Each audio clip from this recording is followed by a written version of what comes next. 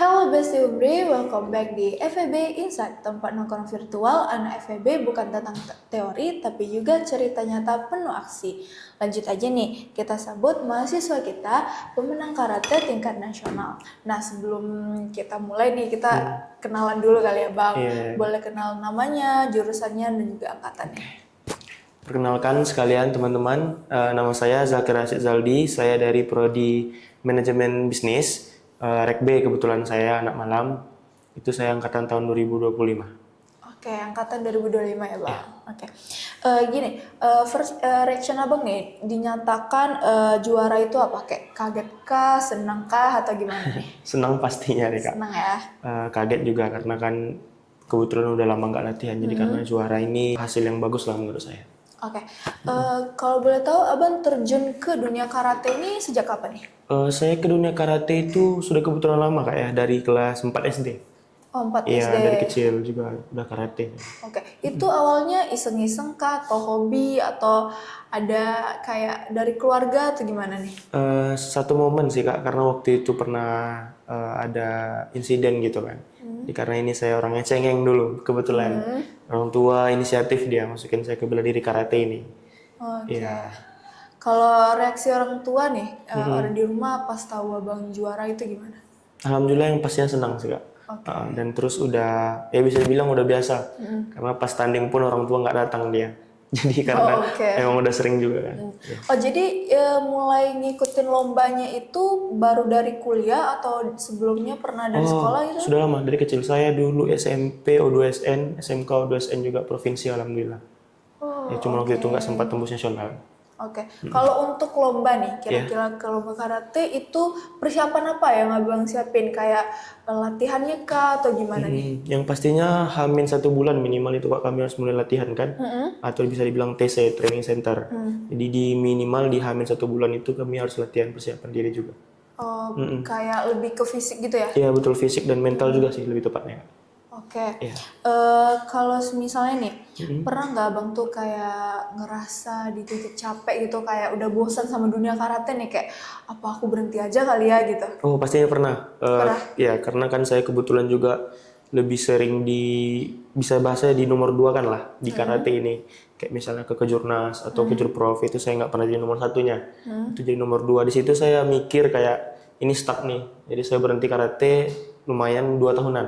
Oh, 2 tahunan. Iya, semenjak ikut kampus lagi saya mengikuti lagi karate itu. Itu apa tuh yang bikin penyemangat untuk terjun lagi ke dunia karate? Disupport orang tua lagi sih.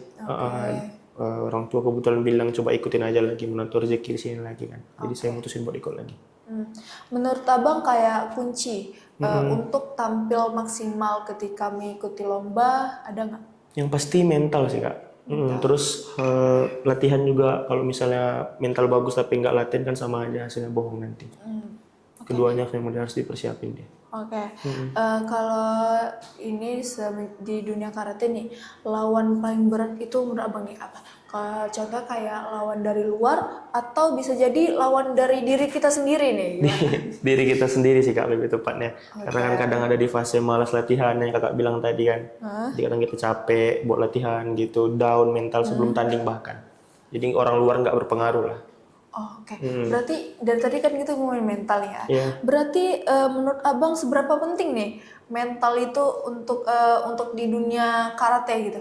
Kalau mental itu mungkin di semua bela diri ya. Mungkin dari 100% 70%-nya mental lah. Karena kalau mau bagus pun cuman kalau mental nggak ada itu hasilnya sama aja bohong nanti Kak. Oke.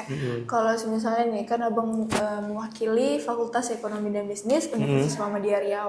Itu dukungan apa aja sih yang diberikan oleh fakultas dan juga UMRI gitu? Oh, alhamdulillah itu kami dikasih fasilitas tempat latihan ya. Dari UMRI juga itu kami dikasih biaya untuk mengikuti itu tanpa mengeluarkan sepersen pun. Oh, tanpa mengeluarkan Iya, sepersen pun? tanpa mengeluarkan sepersen pun dari pihak FEB maupun dari UMRI-nya. Terus kalau seandainya juara, alhamdulillah seperti saya kemarin itu kami dapat uang kompensasi. Alhamdulillah. Atau bisa dibilang uang pembinaan dari UMRI-nya sendiri. Karena juara kemarin. Kalau menurut Abang, seberapa penting nih peran kampus untuk kayak mensupport kita untuk mengikuti lomba gitu? Penting banget sih Kak. Oke, Karena penting kan banget ya. iya, karena ngasih fasilitas juga kan full menurut saya. tempat latihan juga disediain kayak matras dan lain-lain. Pelatihnya juga bagus Oh, pelatih dari jago. Umri. Oh, dari Umri juga nih, Iya, Bang? pelatihan Oh, juga dari oke. Umri. Kebetulan cutting saya juga. Oke, gitu. Nih, yang didengar-dengar kan tadi abang dari Rekbe ya? Iya, Itu sebelumnya kerja atau gimana, Bang? kerja. Saya Kerja, kebetulan kerja. oke. Itu tuh gimana abang bisa bagi waktunya nih antara aku mau ke dunia karate dan juga aku kerja dan juga kuliah nih? Kebetulan bisa dibilang capek juga sih Kak, karena saya kerja hitungan 12 jam dari pagi sampai jam 7 malam kadang. Jadi dari tempat kerja saya bisa langsung ke kampus. Pulang dari kampus itu 2 matkul biasanya ya, pulang jam 10, pulang dari jam 10 itu saya latihan langsung. Oke. Ya sampai jam 12, ya lumayan capek Berarti juga sih. kayak padat juga Iya, ya, padat Bang? lumayan nih, Kak. Sampai libur nih berarti? Saya libur tadi. Oke. Nih, menurut abang prestasi itu ngaruh nggak ke dalam dunia perkuliahan? Menurut saya lumayan ngaruh sih Kak. Dari SD sampai sekarang prestasi itu sangat berpengaruh. Kayak pas di kampus ini saya lebih dikenal dengan dekan, dengan bimawa dan yang lain. Jadi kenal sama saya. Pas SMP juga kayak gitu, SMK juga sama sih Kak. Prestasi sangat berpengaruh, baik akademik maupun non akademiknya. Oke, berarti harus seimbang ya, Bang, Iya, harus seimbang. akademik sama non akademik nih. Betul. Oke, semenjak abang mengikuti di dunia karate ini, siapa sih orang yang paling support abang nih?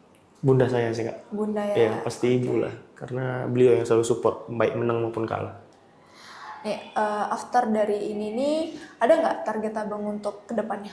Oh pasti Kak. Target kami di bulan 4 ini ada pertandingan lagi. Di bulan-bulan kedepannya juga ada. Kebetulan di luar provinsi, di Sulawesi insya Allah akan direncanakan, atau yang di dalam kota juga ada. Oke, abang boleh nggak ceritain sedikit perjalanan dari awal sampai akhir ini, kayak gimana sih abang mengikuti di dunia karate, sorry. Di dunia karate ini sebetulnya saya mulai dari kelas 3 SD. Oke. Cuman masuk awalnya itu dari kelas 4 SD karena waktu itu ada insiden saya ini ribut dengan teman sekelas. Karena dulu saya orangnya cengengan Kak. Oke. Jadi orang tua itu inisiatif buat ngikutin saya bela diri inilah. Kebetulan jadi lama-lama jadi hobi dia. Jadi adrenalin tersendiri buat saya. Sampai SMK itu saya rutin mengikuti kegiatan karate, nggak pernah putus. Dari SD, SMP, SMK itu saya ikut ODSN terus, sampai SMK tamat baru saya berhenti sebentar, pas kampus lagi baru saya mulai karate lagi. Oke, berarti itu dari SMP ya? Dari SD. Dari SD Iya, berarti. SD kelas 4 ya. Berarti udah banyak nih medali nih, Bang. Lumayan alhamdulillah. Alhamdulillah. Kalau menurut abang kayak di dunia karate ini kan, yang menurut abang yang paling berkesan itu pas kapan nih? Apa jangan-jangan pas kuliah atau SMP atau SD nih?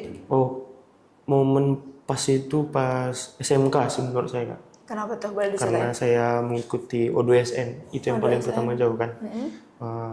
Ya di sana lumayan berkesan karena guru-guru di sana juga support, sama kayak di kampus sebenarnya.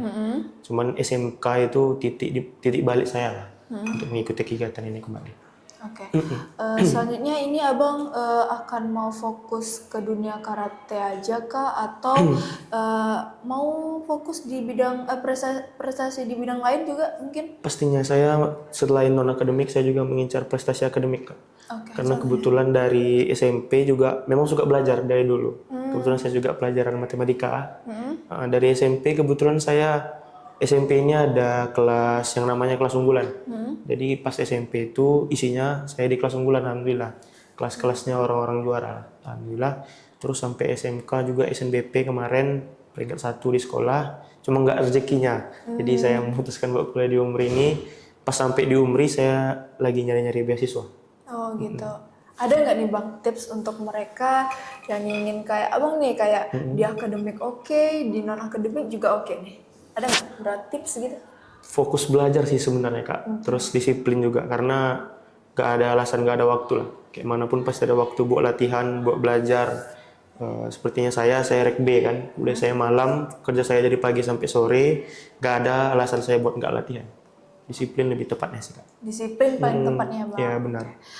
Oke, last question nih Bang. Ya. Pesan buat Besti Umri yang pengen berprestasi tapi dia kayak masih overthinking nih. Apa aku ikut, apa enggak, apalagi dalam bagian waktunya ya Bang.